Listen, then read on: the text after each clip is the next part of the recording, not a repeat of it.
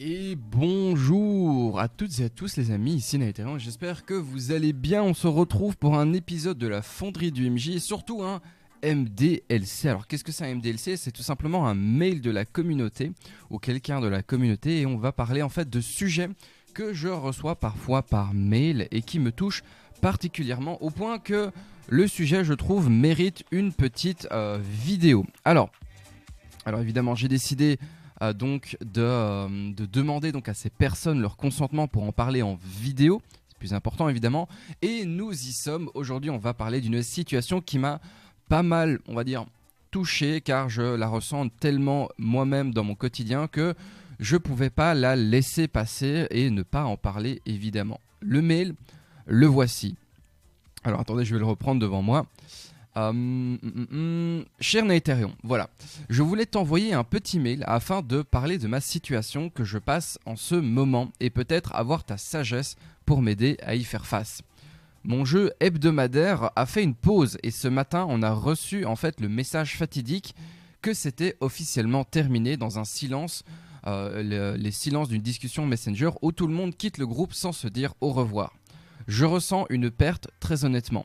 Nous avons joué à Eberron, évidemment Eberron, pendant plusieurs mois car le confinement et ton travail nous ont motivés à nous lancer et je me suis vraiment attaché à mon personnage et à l'histoire. D'ailleurs, merci pour ta superbe vidéo, elle nous a tellement fait kiffer de voir les ficelles du monde d'Eberron. Avec plaisir évidemment, c'est un grand honneur de partager ça avec vous. Comme toujours en fait, comme toutes mes vidéos.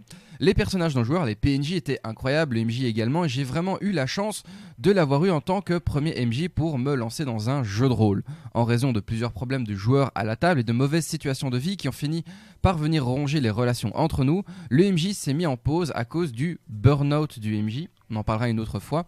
Et ce matin, il nous a envoyé le message fatidique que j'attendais mais que je redoutais également. Notre table a volé en éclats.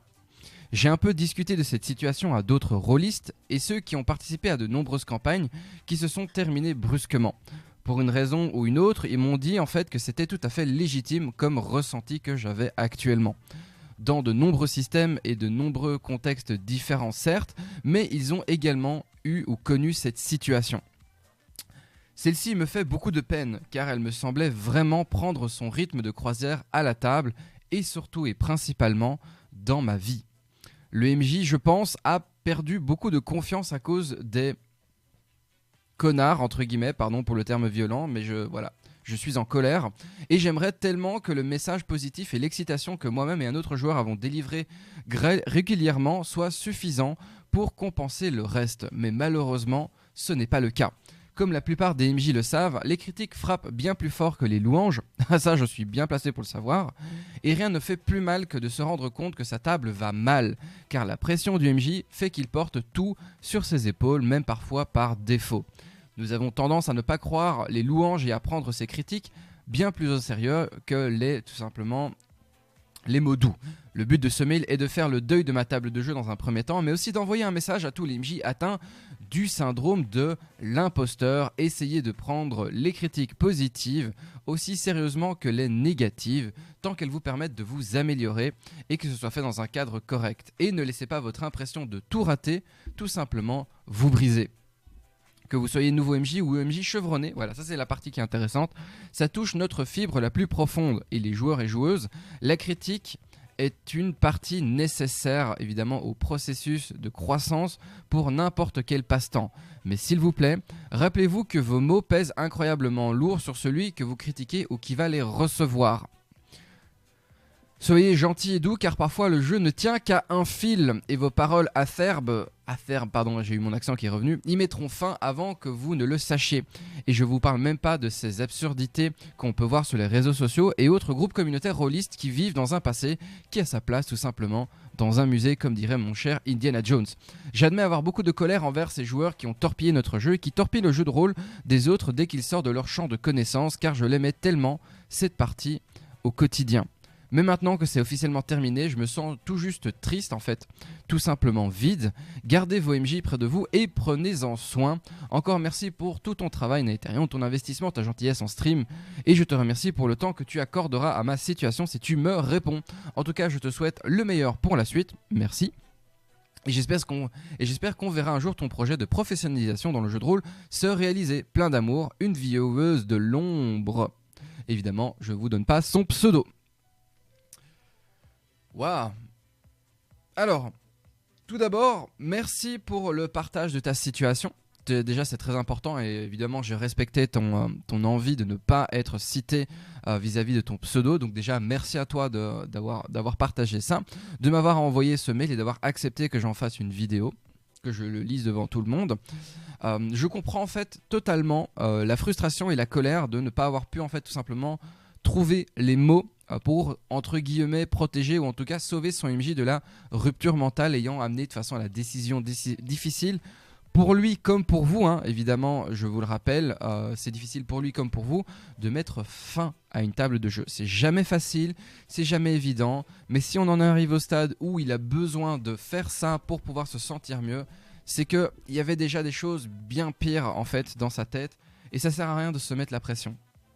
Se mettre la pression en tant que MJ en disant j'ai peur de pas bien faire, j'ai peur de foirer, j'ai peur de pas plaire à mes joueurs, j'ai peur de proposer des choses qui ne vont pas.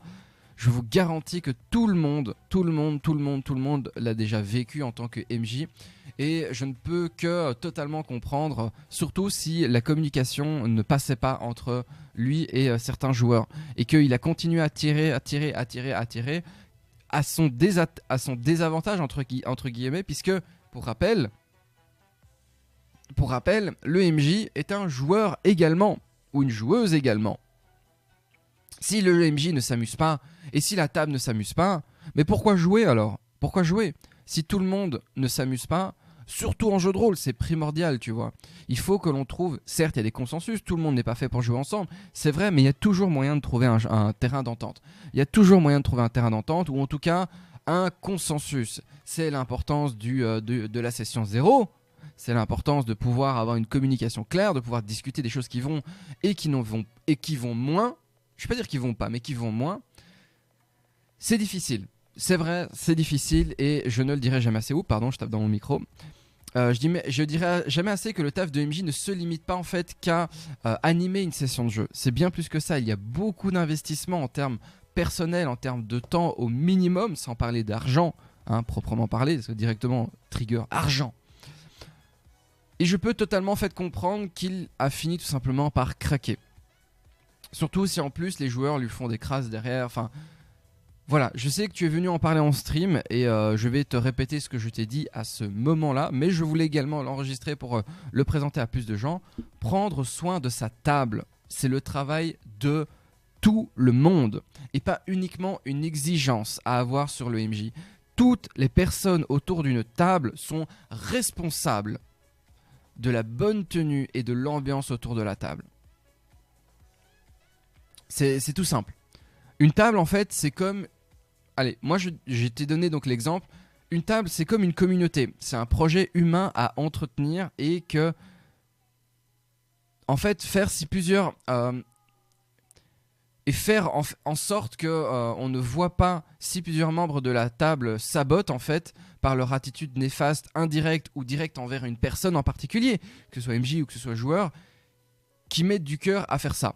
Comment est-ce que tu peux essayer de tenir ça en place? Ou enfin, comment est-ce que tu peux essayer d'entretenir ça en disant non mais c'est pas vrai, c'est pour le bien de la table, alors qu'une ou plusieurs personnes autour de la table ne vont pas bien ou tout simplement ont une attitude qui ne correspond pas à ce qui normalement devrait être un cadre classique social. On va dire ça comme ça. Le problème n'est pas que ton MJ n'a pas été légitime, mais que en fait deux joueurs s'en sont pris à son travail et à son plaisir de jeu sur le long terme également. Je ne vais pas uniquement rabâcher avec l'importance de s'exprimer librement à une table de jeu et accepter notamment ses limites, accepter vos limites, en parler avec ceux qui sont concernés notamment. Je connais plein en fait de MJ qui n'osent pas le faire en fait cette étape-là parce que ça fait peur, on n'a pas envie de décevoir alors qu'ils sont juste eux-mêmes à deux doigts de craquer face à la charge et la pression qu'ils se mettent pour leurs joueurs et leurs joueuses parce qu'ils ont envie de passer un bon moment et c'est un truc, c'est plus important que tout le reste et on se met une pression de malade. Mais on continue en fait à croire et à entretenir cette idée absurde en fait que c'est un poste lourd et difficile à être MJ, comme si on pouvait pas juste accepter que c'est une connerie de voir le ou la MJ comme un pilier central à votre table. Le MJ, oui, il est un des piliers, mais les joueurs sont des piliers également. Et tout mettre sur ce pilier-là, faut pas vous étonner si à un moment ce pilier s'effondre. Que si vous êtes MJ, c'est voilà. Par exemple dans les autres trucs absurdes, si vous êtes MJ, c'est normal de souffrir ou d'accepter toutes les crasses de la part des joueurs qui ne méritent même pas en temps normal 2% de votre temps. Il faut tout accepter. Si vous êtes MJ, non, les joueurs doivent être mis avant tout. Oui, les joueurs doivent être mis en avant, c'est vrai, mais pas à votre détriment. Et certainement pas quand vous êtes joueur ou joueuse et que vous vous rendez compte que ça fait souffrir votre MJ, que vous sentez que le plaisir de jeu il diminue. Je suis vraiment et terriblement désolé pour toi et je vais profiter de cette vidéo pour demander à la communauté qui regarde d'ailleurs cette vidéo sur YouTube, bonjour YouTube, j'espère que vous allez bien. Avez-vous des conseils ou des retours que vous aimeriez donner à cette membre de notre chère communauté? Que voudriez-vous dire si vous avez été face à une telle situation? C'est vraiment ça qui m'intéresse, notamment pour la rassurer ou tout simplement lui donner votre sagesse, vos conseils. En attendant, si vous voulez soumettre votre sujet ou situation, que vous acceptez que j'en fasse des vidéos pour informer ou peut-être même instruire les autres camarades de la communauté qui vont regarder les vidéos à venir, je vous mets l'adresse mail en question en zone de description. En tout cas, je vous remercie d'avoir suivi le sujet du jour. C'était Nateran, moi je vous dis à la prochaine fois et bon jeu à tous.